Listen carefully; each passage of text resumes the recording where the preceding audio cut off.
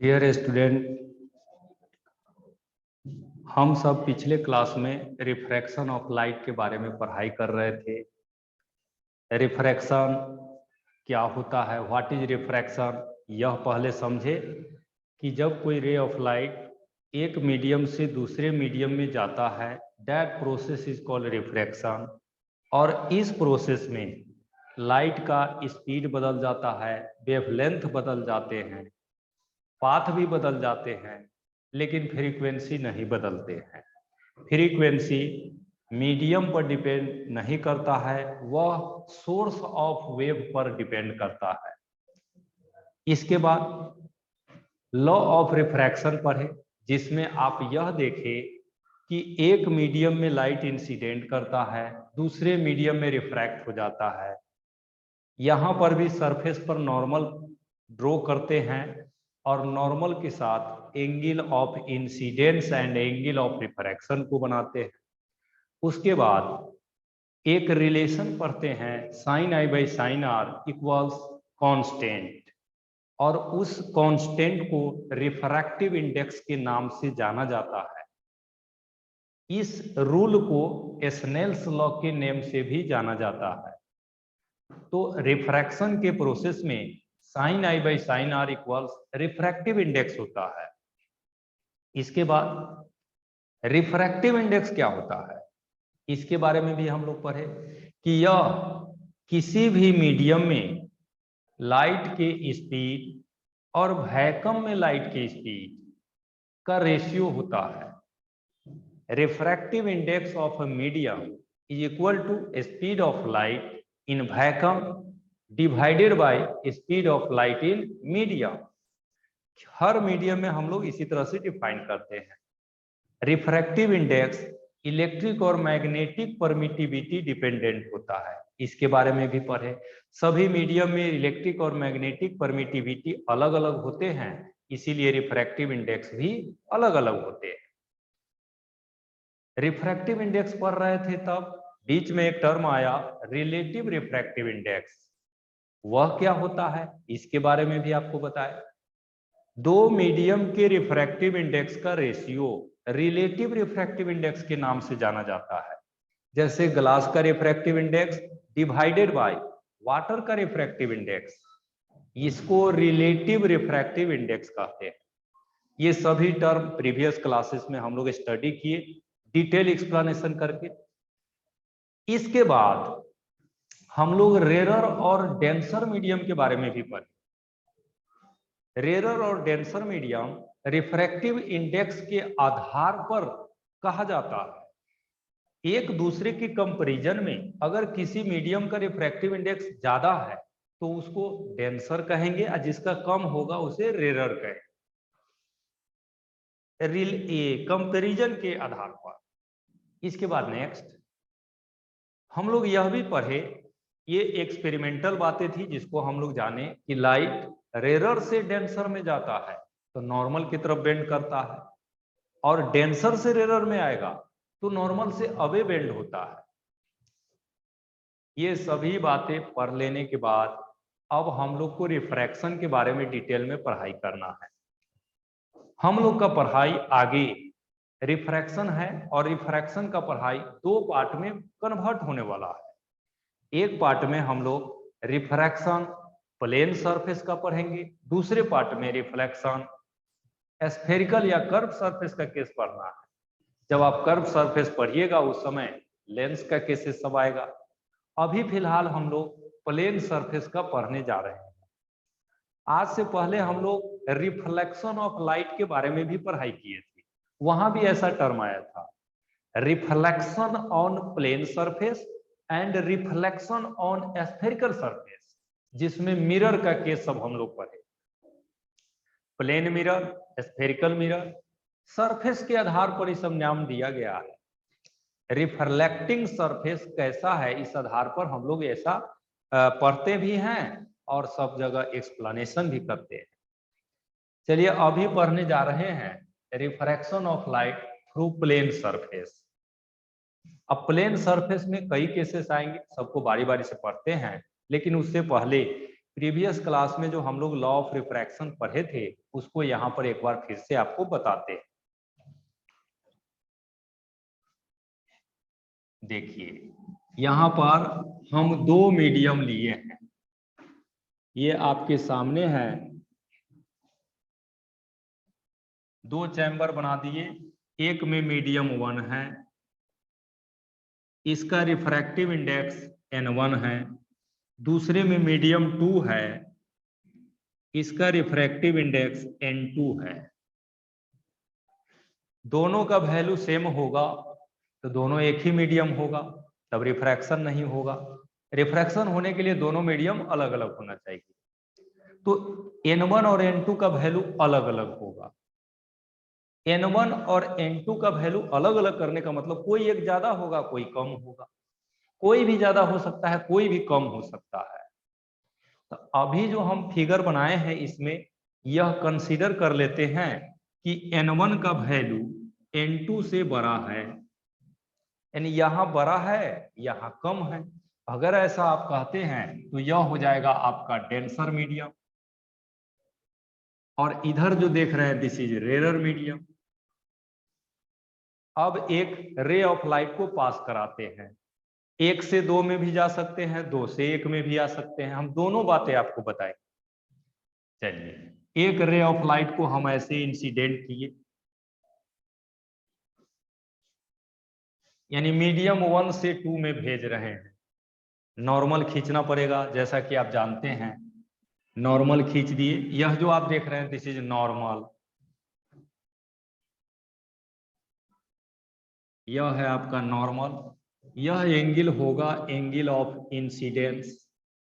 अब देखिए ray of light denser से रेयर जा रहा है तो नॉर्मल से दूर हो जाएगा, रिफ्रैक्शन के बाद रे ऑफ लाइट इस पाथ पर जाएंगे और यह एंगल होगा आपका एंगल ऑफ रिफ्रैक्शन। ठीक है, एक रे ऑफ लाइट को हमने मीडियम 1 से मीडियम 2 में भेजा, यहां पर रिफ्रैक्शन को ड्रॉ किया। अब स्नेल का नियम यूज करना चाहते हैं, बाय स्नेल्स लॉ, जिसमें हम लोग यह पढ़ते हैं sine i by sine r, और जैसा कि उस दिन भी बताए थे आज भी बता रहे हैं, इधर रिफ्रैक्टिव इंडेक्स लिखा जाता है, ऊपर में भी नीचे में भी। लिखेंगे कैसे, पिछले क्लास में भी बताए थे आज भी बताते हैं। जिस मीडियम में आई बनेगा, एंगल ऑफ इंसिडेंस जिस मीडियम में होंगे उसका रिफ्रैक्टिव इंडेक्स नीचे लिखना है। यहां एंगल ऑफ इंसिडेंस मीडियम 1 में है, इसका रिफ्रैक्टिव इंडेक्स N1 नीचे लिखेंगे और N2 को ऊपर लिखेंगे। रूल यही है, रिफ्रैक्शन का रूल यही है। ठीक है, नेक्स्ट एक और रे हम खींचने जा रहे हैं। देखिए एक रे ऑफ लाइट को हम यहां पर ऐसे ड्रॉ किए हैं, देखिए यह रे ऑफ लाइट आपके सामने है, ये पहला एक रे था जो मीडियम 1 से 2 में गया, और यह दूसरा रे है जो मीडियम 2 से 1 में आ रहा। यहां पर आप देखिएगा एंगल ऑफ इंसिडेंस यह है, इसको हम थीटा लिख दिए, रिफ्रैक्शन होगा। अगर रिफ्रैक्शन नहीं होता तब तो यह इसी पाथ पर चला जाता जैसा कि आप देख रहे हैं, लेकिन रिफ्रैक्शन हो रहा है तो डिविएशन होगा, और रेरर से डेंसर में जाता है तो नॉर्मल की तरफ बेंड करता है, दिस एंगल इज अल्फा। यह जो देख रहे हैं दूसरा रे है, यह पहला रे है। फर्स्ट रे के लिए तो आप यह लिखे, सेकेंड रे के लिए यही इक्वेशन सेकेंड रे में हम यूज करने जा रहे हैं। तो sine angle of incidence theta है by sine angle of refraction alpha है, यही बराबर होगा। अब देखिए यहां जिस मीडियम में एंगल बना है इसका रिफ्रैक्टिव इंडेक्स नीचे लिखना है, तो अब आप लिखिएगा तो ऐसे N1 बाई N2 के, this is refraction of light. तो यह कंफ्यूजन से आपको बचना है,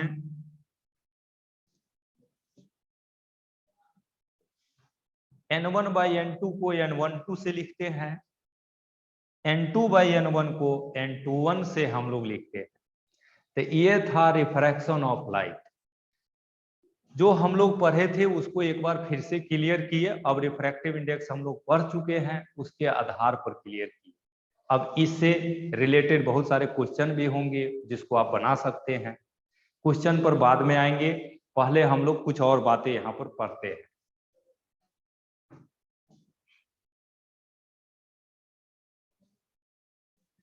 रिफ्रैक्शन थ्रू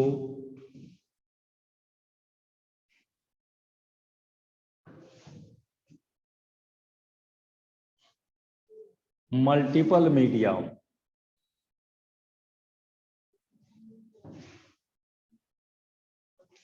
बहुत सारे मीडियम का सिस्टम हो, जैसे हम यहां पर बना रहे हैं।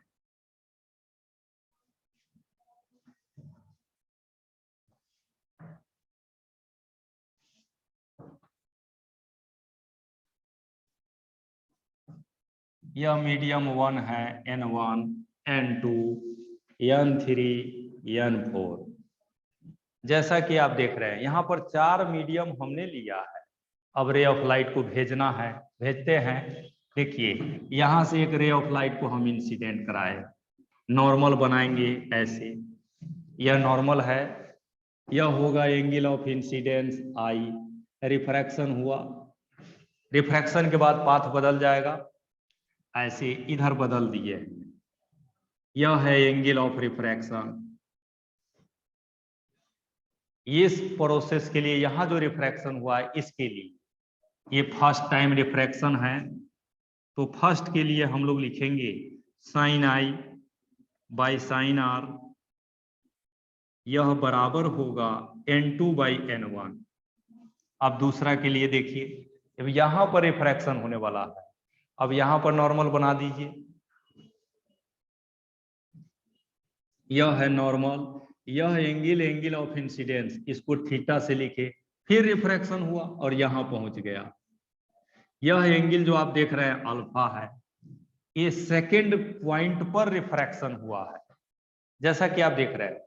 अब यहां के लिए स्नेल्स लॉ लिखना है, तो लिखेंगे sine theta by sine alpha, यह बराबर होगा N3/N2।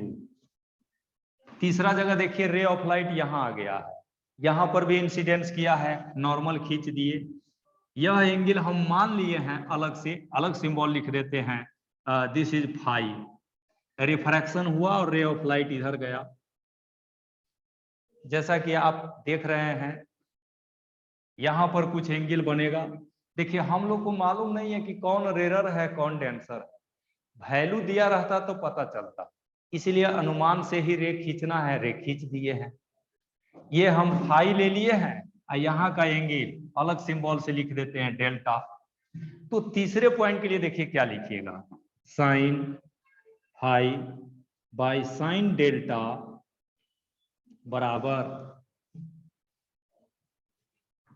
N4/N3।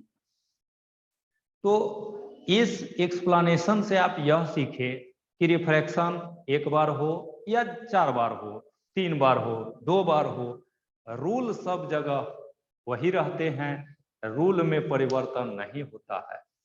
तो ये था रिफ्रैक्शन थ्रू प्लेन सरफेस। अब इसी के आधार पर हम लोग एपरेंट शेप और एपरेंट डेप्थ का पढ़ाई करते हैं।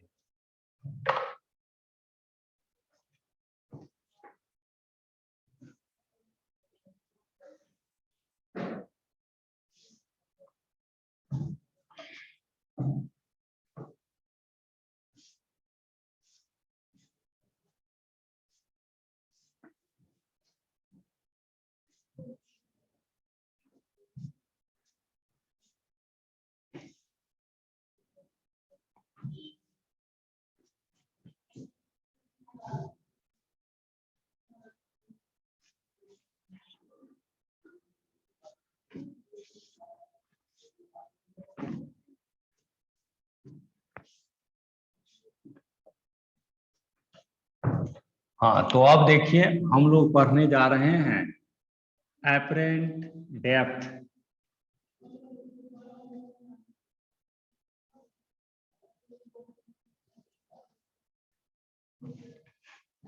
यह होता क्या है इसको पहले समझ ली।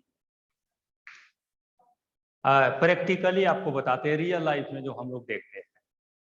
आप बाल्टी में एक बाल्टी पानी भर लीजिए, बाल्टी के अंदर एक सिक्का को डाल दीजिए, तो आप जानते हैं सिक्का पानी से होते हुए सबसे नीचे बॉटम पर जाके रुक जाएगा, यानी पानी के अंदर डूब जाएगा, ऐसा हम लोग कहते हैं।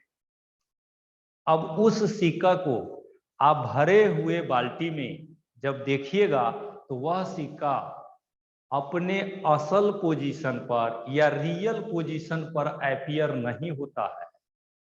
जैसे बाल्टी का गहराई मान लीजिए 2 फीट है, आप जब वह सिक्का देखिएगा तो आपको ऐसा लगेगा कि वह सिक्का 1 फीट नीचे है, 1.5 फीट नीचे है, रियल में वह 2 फीट नीचे है, लेकिन आप जब देखने जाइएगा तो वह आपको ऊपर ही दिखाई देता है।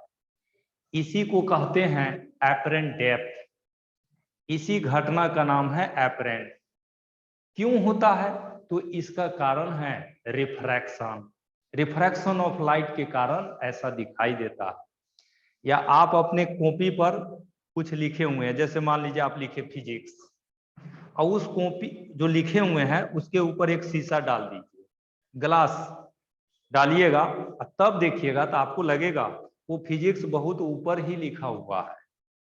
ये जो अपीयरेंस है इसी का नाम है एपरेंट शेप, या एपरेंट शेप इस नाम से इसको जाना जाता है।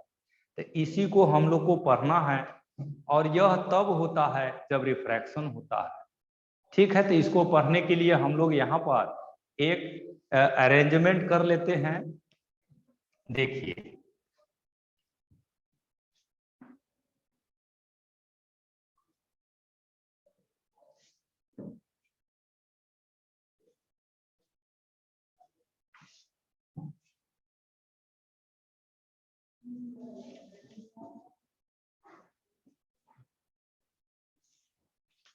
यह एक बर्तन है, इसमें पानी भरा हुआ है।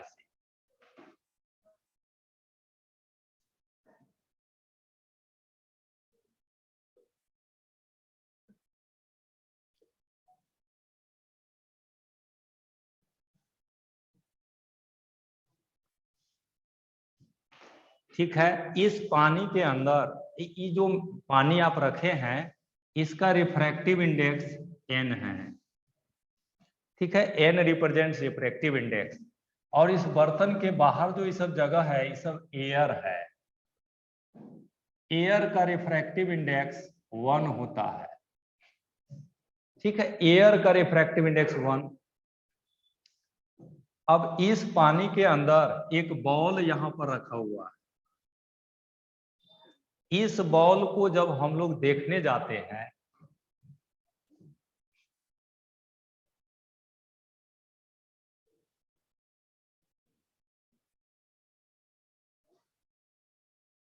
ये जो हम फिगर बनाए हैं ये आई है। यहां से आप इस बॉल को देखिएगा तो यह बॉल यहां दिखाई नहीं देता, यह बॉल ऊपर दिखाई देगा। इसी प्रोसेस का नाम एपरेंट शिफ्ट या एपरेंट डेप्थ है। ठीक है, ये जो कंटेनर लिया गया है इसका गहराई यहां से यहां तक t है, इसको कहते हैं रियल डेप्थ।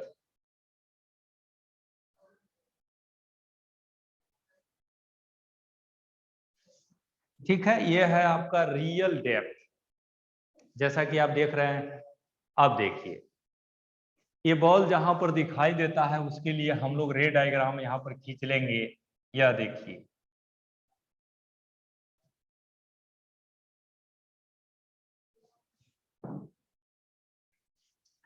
दरअसल होता क्या है, कोई भी ऑब्जेक्ट को जब हम अपनी आंखों से देखते हैं तो उस ऑब्जेक्ट का जो इमेज बनता है वही दिखाई हम लोग को देता है।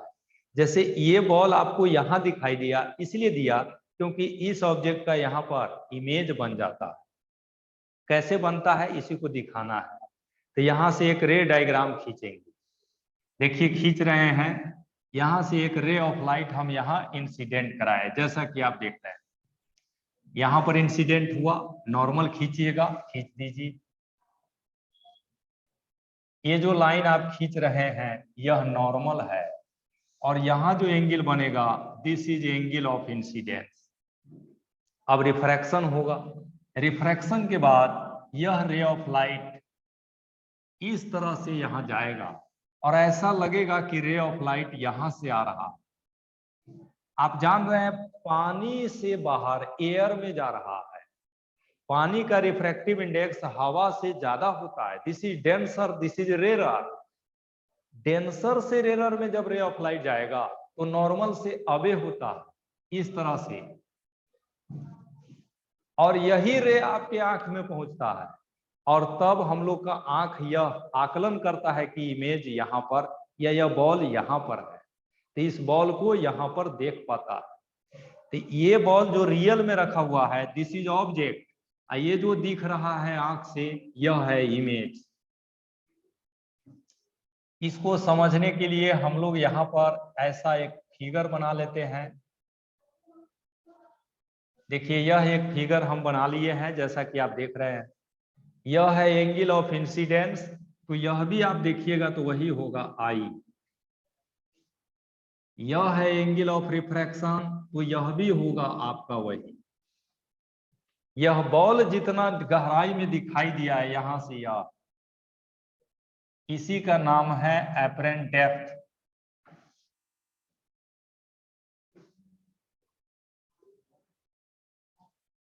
और नीचे से ऊपर जितना डिस्प्लेस दिखाई दे रहा है this is called as apparent shift.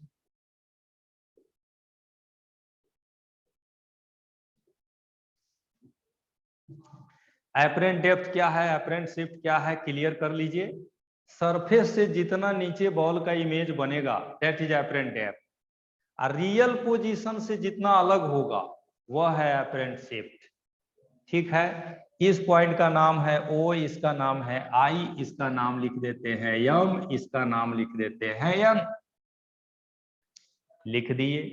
अब आगे इस फिगर में यम से आई तक का जो डिस्टेंस आप निकालेंगे इसी का नाम है एपरेंट डेप्थ, और एपरेंट शिफ्ट आई से ओ तक के बराबर है। आयु को हम लोग कहते हैं एपरेंट शिफ्ट।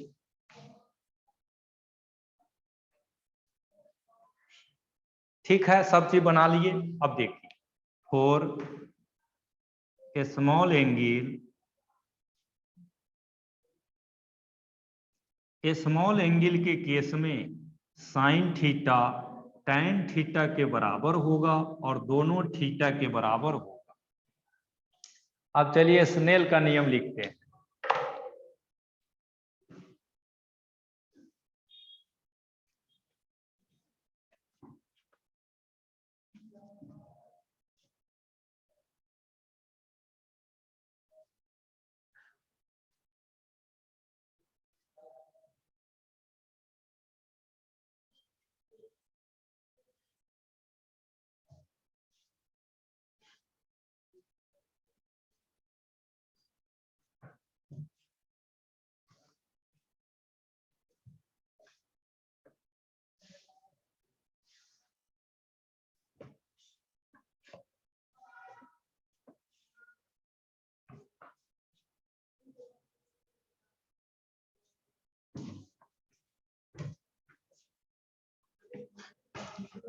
यहीं पर लिख दीजिए बाय स्नेल्स लॉ।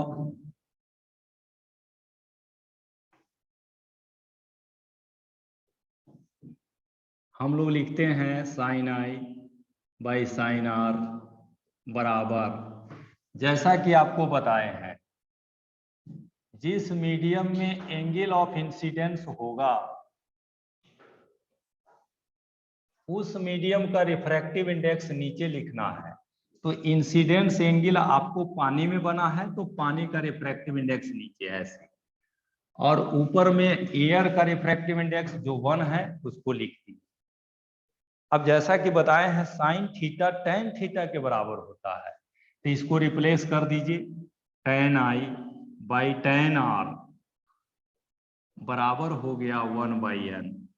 अब इस फिगर में आ जाइए, यहाँ पर फ्रॉम फिगर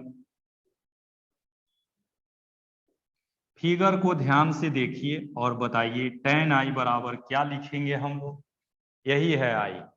तो tan i बराबर tan थीटा बराबर होता है परपेंडिकुलर बाई बेस। तो परपेंडिकुलर mn हो जाएगा, बेस mo हो जाएगा। यहीं पर लिखेंगे mn by mo। tan r यह बराबर होगा mn। अब देखिए ये है एंगल ऑफ रिफ्रैक्शन। तो tan r equals perpendicular by base, तो परपेंडिकुलर mn और बेस हो गया आपका mi।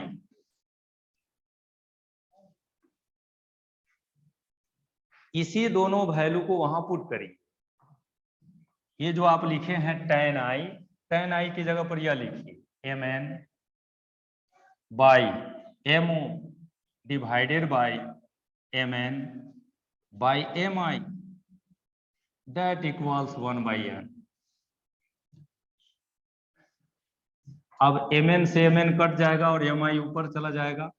यहीं से mi बाई mo बराबर हो गया 1/n और यहीं से mi बराबर हो गया mo by n।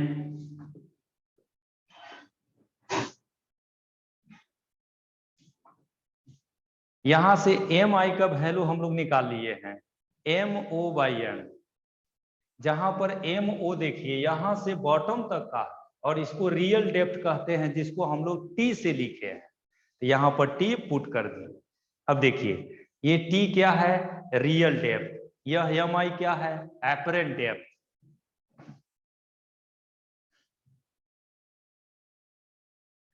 This is apparent depth. अब ये सब पढ़ लेने के बाद फाइनली हम लोग क्या सीखे, डेट इज एपरेंट डेप्थ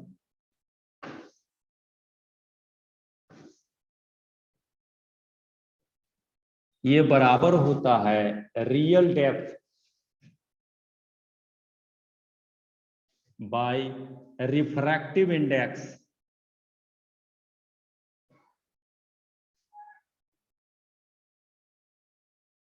तो यहां से हम लोग यह भी लिख सकते हैं देयरफॉर रिफ्रैक्टिव इंडेक्स बराबर हो जाएगा रियल डेप्थ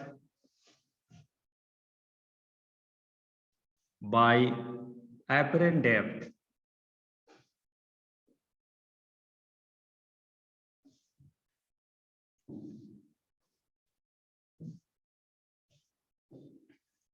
यहां से आप स्पष्ट देख रहे हैं रियल डेप्थ और एपरेंट डेप्थ का रेशियो रिफ्रैक्टिव इंडेक्स के बराबर है।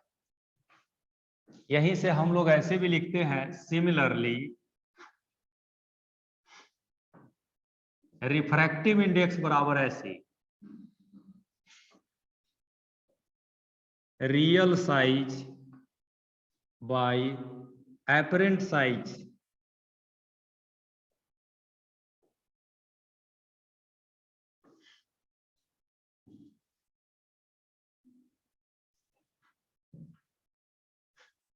ये जो डेप्थ वाला रिलेशन आप पढ़े हैं इसको साइज वाले में भी हम लोग कन्वर्ट कर सकते हैं।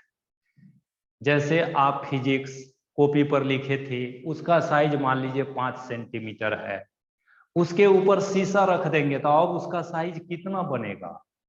शीशा का रिफ्रैक्टिव इंडेक्स यहाँ रखिएगा, एपरेंट साइज निकल जाता है। तो इस तरह से हम लोग एपरेंट डेप्थ और एपरेंट शेप साइज की बातें समझते हैं, पढ़ते हैं।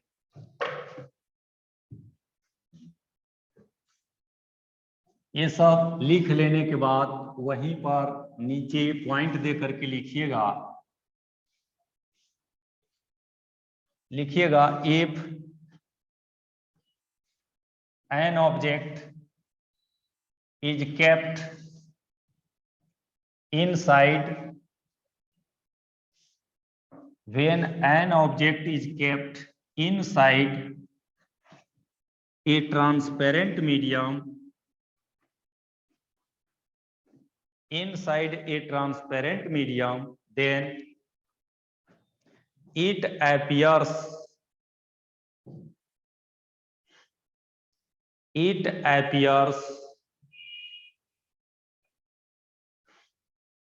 at different position, it appears at different position. Full stop देने के बाद लिखेगा this is due to refraction of light.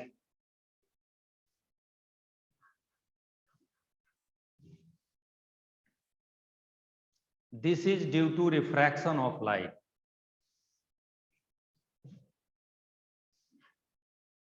तो ये था apparent depth और apparent shift. कभी कभी होता क्या है कि किसी कंटेनर में हम लोग पानी के साथ साथ दूसरा मीडियम भी रख देते हैं. जैसे एक गिलास है, गिलास में सिक्का रख दिए. अब उस गिलास में मान लीजिए सरसों तेल डाल दिए, उसके बाद पेट्रोल डाल दिए, उसके बाद पानी भी डाल दिए, यानी तीन मीडियम आप डाल दिए. ऐसे केसेस में अपरेंट डेप्थ क्या होगा, ऐसे केसेस में अपरेंट शिफ्ट क्या होगा, ये सब भी आप बहुत आसानी से कैलकुलेट कर सकते हैं. यहीं पर हम लोग लिखेंगे अपरेंट डेप्थ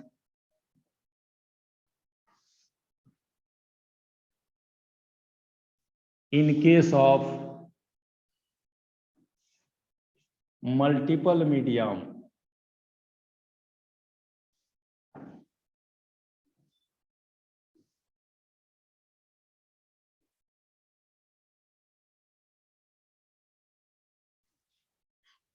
बहुत सारे मीडियम रहेगा था, यहां पर दिखाते हैं.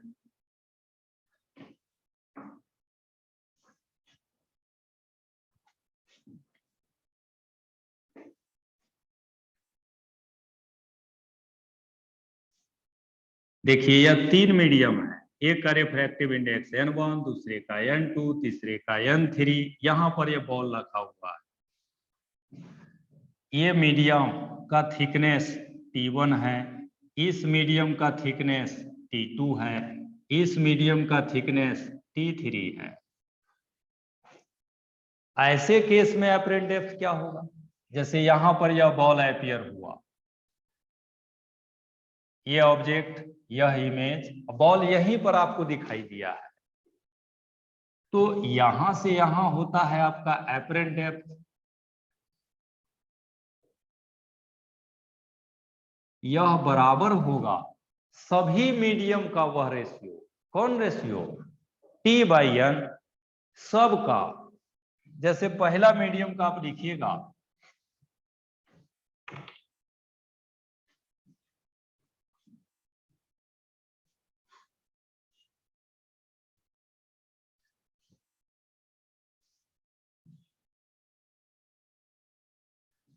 पहला मीडियम का हम लोग लिखेंगे तो T1/N1 plus T2/N2 plus T3/N3. अगर 10 मीडियम होगा तो 10 का यह रेशियो आपको ऐड करना है. ये रूल उस साइज वाले में भी लागू होगा. अपरेंट साइज क्या होगा उसमें भी ऐसे ही. यहीं पर लिख देते हैं अपरेंट साइज. तो अपरेंट साइज में ऊपर में आएगा रियल साइज. इसको भी हम लोग ऐसे ही लिखेंगे T1/N1, T2/N2, T3/N3. जहां T1, T2, T3 तीनों मीडियम का साइज होगा कि मीडियम कितना कितना स्पेस में है. तो यहां से हम लोग ये सब कैलकुलेशन करते हैं. तो ये था अपरेंट डेप्थ और अपरेंट शिफ्ट का केस.